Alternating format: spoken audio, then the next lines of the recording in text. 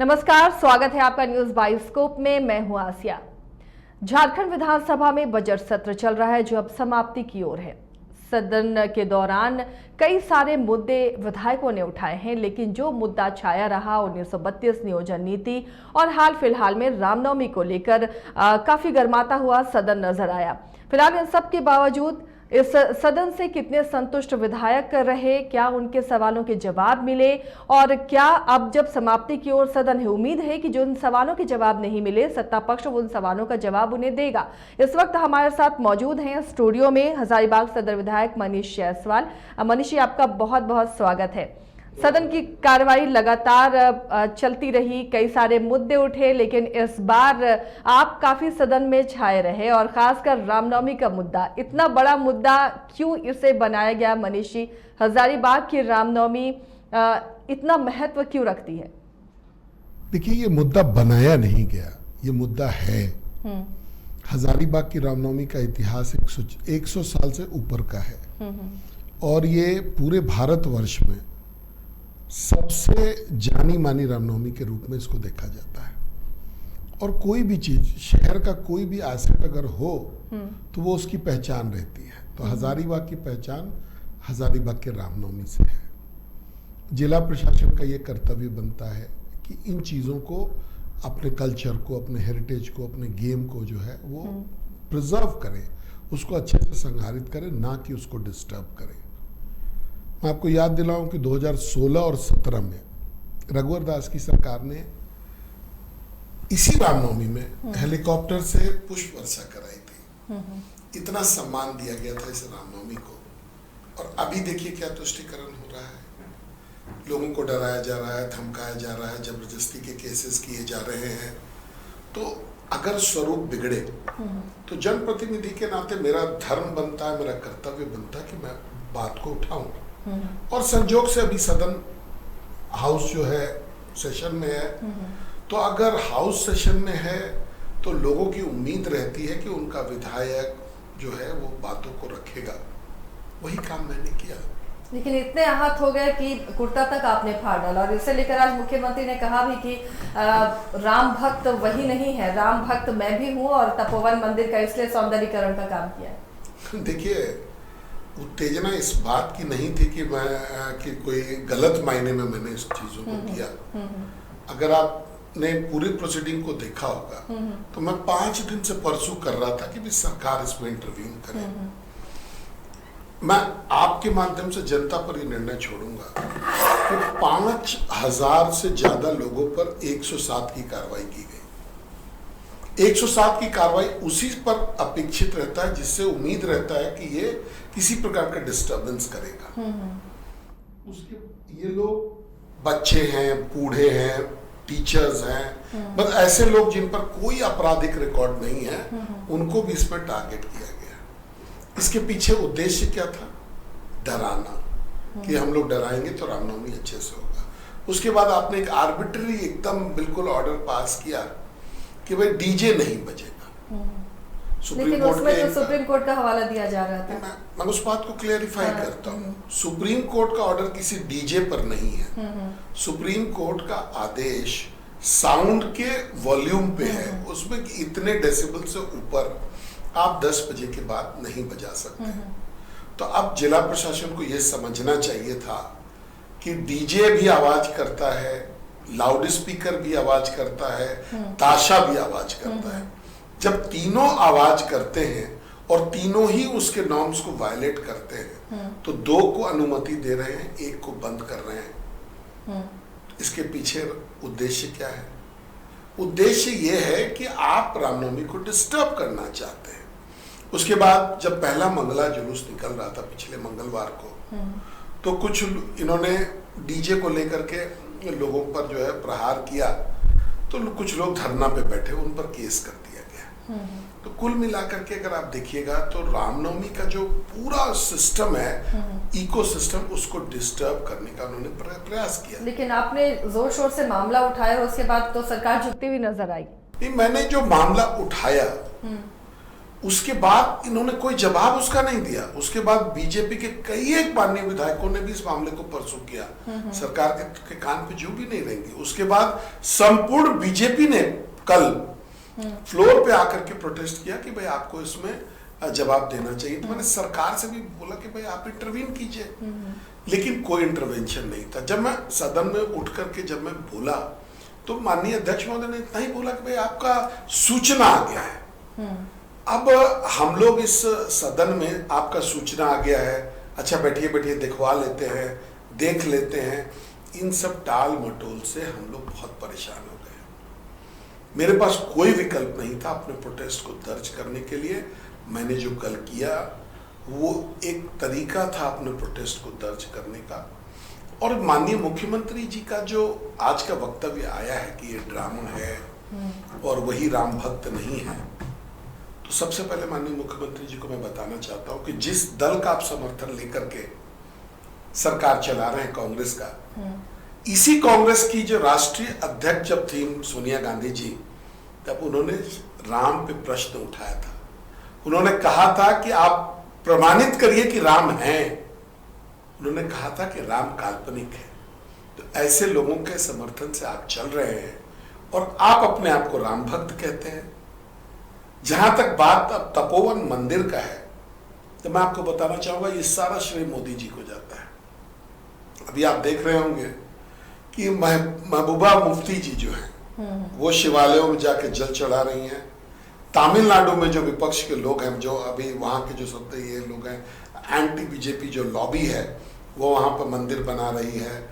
आंध्र प्रदेश में मंदिर बन रहे हैं, बिहार में तपोवन को ये किया जा रहा। तो ये सारा एक होड़ समझ गया है पूरे देश में जब से राम मंदिर का निर्माण शुरू हुआ है। आप राहुल गांधी को भी देखेंगे कई एक ओकेजन पर था, उसे दूसरी पार्टियां भुनाने में लग गई हैं। बीजेपी का मुद्दा नहीं था। देखिए, राम यहाँ के इंटरनल सिस्टम से जुड़े हुए हैं और इसमें कोई बुराई भी नहीं है। हम लोग उनको मर्यादा पुरुषोत्तम राम के नाम से जानते हैं, तो एक आदर्श पुरुष के नाम से जानते हैं, तो उसको फॉलो करने में कोई बुराई नहीं है। लेकिन अभी आप देखिएगा कि ये जो सारे चीजें हैं, आप ये कह करके राम भक्त बिल्कुल नहीं हो सकते कि हमने तपोवन मंदिर को अभी रेनोवेशन में डाला है, उसका हम सौंदर्यीकरण कर सकते हैं। अरे मोदी जी ने आपको बाध्य किया, अपनी नीतियों से आपको बाध्य किया कि आपको भी ऐसा करना चाहिए, तब आपके कान में जू रहेगा। मैं तो यही कहना चाहूंगा। इससे अलग मनीष जी, सदन में जो सत्र चला, जिस तरह के सवाल उठे, जिस तरह के जवाब मिले हैं, खासकर युवाओं का मुद्दा, स्थानीयता का मुद्दा, नियोजन नीति का मुद्दा, इस पर फिलहाल अभी टालमटोल नजर आ रहा है। इससे लेकर किस तरह बीजेपी और मुखर होगी, क्योंकि अब तो सदन खत्म होने चला है। देखिए, एक चीज को तो हम लोगों को रियलाइज करना चाहिए कि सदन में जो पदाधिकारी हैं वो बहुत ही गलत जवाब दे रहे हैं। और दुख इस बात का भी है कि वो पदाधिकारी जो जवाब देता है वो माननीय मंत्रियों को पढ़ना पड़ता है और माननीय मंत्री भी उस गलत जवाब को इंडोर्स कर रहे हैं, आगे बढ़ा रहे हैं। सरजू राय जी हो, मैं स्वयं, मैंने भी शिकायत की है कि भाई जो आंसर्स आते हैं वो गलत आते हैं, और भी कई एक माननीय सदस्यों ने कहा है कि भाई आंसर गलत आ रहा है।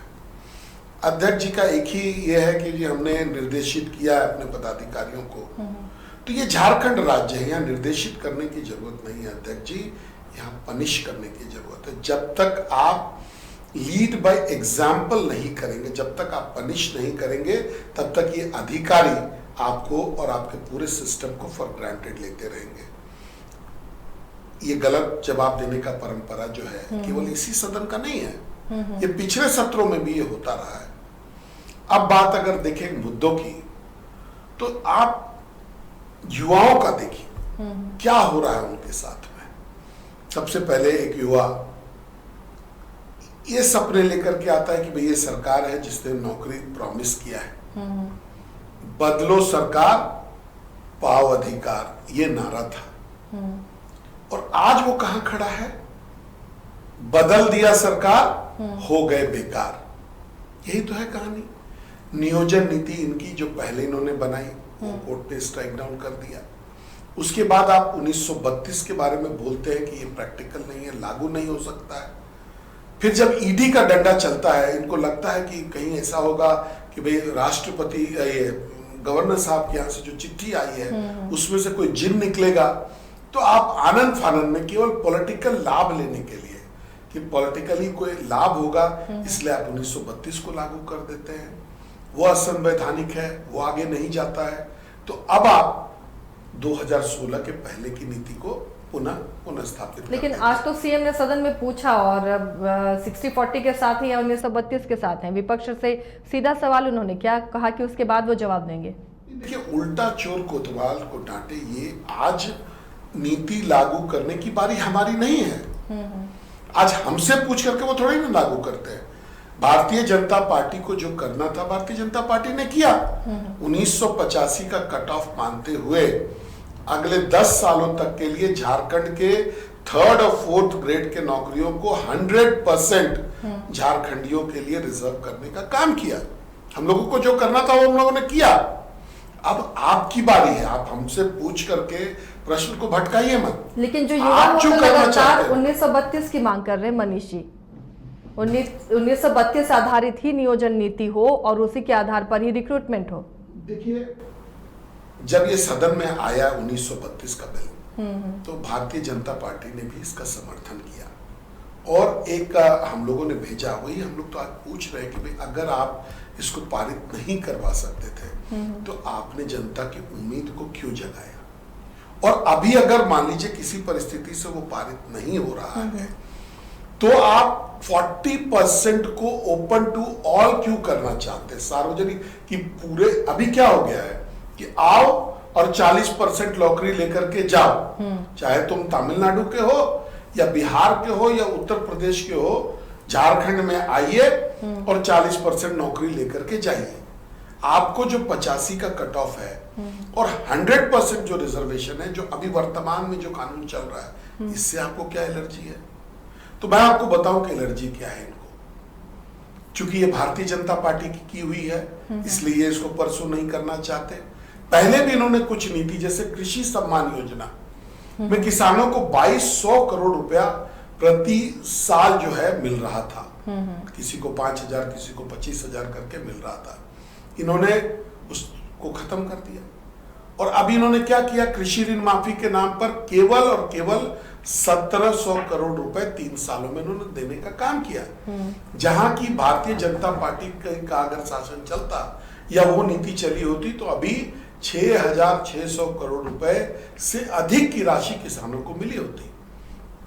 तो आप ये सोच करके चलते हैं कि अगर भारतीय जनता पार्टी ने कोई कानून लाया है या कोई विषय को लेकर के आई है तो आप बिल्कुल उसके विपरीत चलेंगे। इसीलिए आपने 40% को ओपन कर दिया और आज हम ही से पूछ रहे हैं। भाई, काम करने की जिम्मेवारी आज माननीय मुख्यमंत्री जी की है, उनको करना चाहिए, ना कि हमसे पूछना चाहिए। लेकिन एक तरह से उन्होंने अपनी तरफ से सदन को शांत कराने का उपाय ढूंढा कि आप जवाब ही दे दें। 1932 के खिलाफ तो बोल नहीं सकते। इसके अलावा मेडिकल प्रोटेक्शन एक्ट भी लाया गया। आज फिलहाल तो प्रवर समिति के पास उसे भेजा गया। काफी दिनों से ये लंबित मांग थी मनीषी, इसके समर्थन में है बीजेपी? देखिए, ये जो मेडिकल प्रोटेक्शन बिल है ये बहुत समय से बन रहा है और ये बड़ा ही कंट्रोवर्शियल बिल है। मुझे कहने में कोई आपत्ति नहीं है कि बहुत सारे ऐसे आयाम हैं जो इसमें छूटे हुए हैं और प्लस जिस कम्युनिटी के इम्यूनिटी की बात हम लोग कर रहे हैं उनके आचरण को भी इसके दायरे में लाना चाहिए। मेडिकल प्रोटेक्शन में सपोजिंग कि किसी मेडिकल कॉलेज में कोई डॉक्टर ड्यूटी पर हो और ड्यूटी पर होते हुए भी अगर वो अनुपस्थित होता है और उस कंडीशन में अगर पेशेंट की मृत्यु हो जाती है तो उस डॉक्टर को भी लायबल बनाना चाहिए।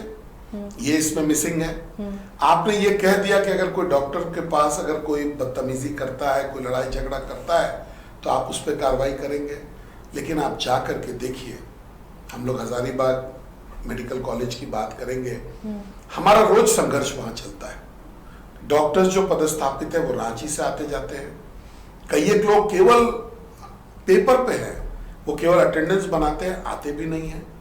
ऐसे में अगर किसी मरीज की मौत होती है तो क्यों नहीं आपने मेडिकल प्रोटेक्शन बिल में उस मरीज को भी जगह दी केवल आपने डॉक्टरों को ये प्रोटेक्ट करने का काम किया। तो ये एक बहुत कंट्रोवर्शियल बिल है और इसको होलिस्टिक बनाना चाहिए। डॉक्टर के पक्ष में भी बनाइए, पेशेंट के पक्ष में भी बनाइए, अपने अधिकार और पेशेंट का जो अटेंडेंट है उसके पक्ष में भी बनाइए। और जिस संस्था में ये काम होता है उस संस्था को भी प्रोटेक्ट करने का काम करना चाहिए। ये बिल बहुत जल्दी लाने का काम नहीं है।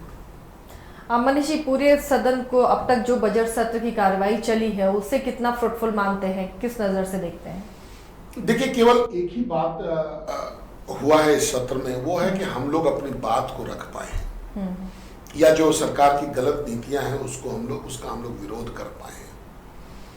आप क्वेश्चंस देख रहे होंगे, आप कई एक विधायकों का मैं नाम नहीं लेना चाहूंगा, सत्ता पक्ष विधायकों ने भी बहुत अच्छे सवाल उठाए और सबका जवाब क्या है और उनकी पीड़ा भी आपने देखी। तो इस सदन में लोगों के जो दुख हैं, जो तकलीफें हैं पब्लिक की, उसको एड्रेस होते हुए हम लोगों ने नहीं दिखा। ये सदन एक औपचारिकता के रूप में चला कि एक प्रश्न आए और किसी प्रकार से उसका जवाब आया, कोई जवाब आधा अधूरा ही रहा, अगर व्यक्ति संतुष्ट नहीं भी है तो भी उसको बैठा दिया गया। और अधिकांश केसेस में, चाहे वो सत्ता पक्ष की बात हो या विपक्ष की बात हो, यही चीज हुई। तो अब आपको एक नया चैलेंज के रूप में इस चीज को देखना पड़ेगा कि क्या ये सदन केवल प्रश्न लाने के लिए है कि उन प्रश्नों के निवारण के लिए भी है। ये बात भी अभी लोगों को सोचना पड़ेगा। मनीष जी, एक और आखिरी सवाल, जो अभ्यर्थी आते हैं हमारे पास अपने मसलों को लेकर, वो दोनों ही पक्षों से नाराज नजर आते हैं। बीजेपी से भी, जेएमएम से भी, कांग्रेस भी, तमाम राजनीतिक पार्टियों से। उनका कहना है कि सिर्फ हमें चला जा रहा है, एक को चुनते हैं कि दूसरा बेहतर होगा, वो भी वही करता है। तो इसलिए नियोजन नीति को लेकर फिलहाल बीजेपी अभी कहाँ स्टैंड कर रही है? क्योंकि 60-40 नहीं चल, तो ये बड़ा आंदोलन छात्र चला रहे हैं और इससे कम में मानने को वो तैयार है नहीं। उनका कहना है कि 90 और 10 का ही रेशियो उन्हें चाहिए। तो किसके साथ फिलहाल बीजेपी खड़ी नजर आ रही है? देखिए, बीजेपी ने जो नीति बनाई थी उसमें 90-10 भी नहीं, उसमें 100% अगले 10 साल के लिए, लेकिन 85 था, 1985 था। हाँ, नहीं, 1985, देखिए उसके पीछे भी एक लॉजिक है।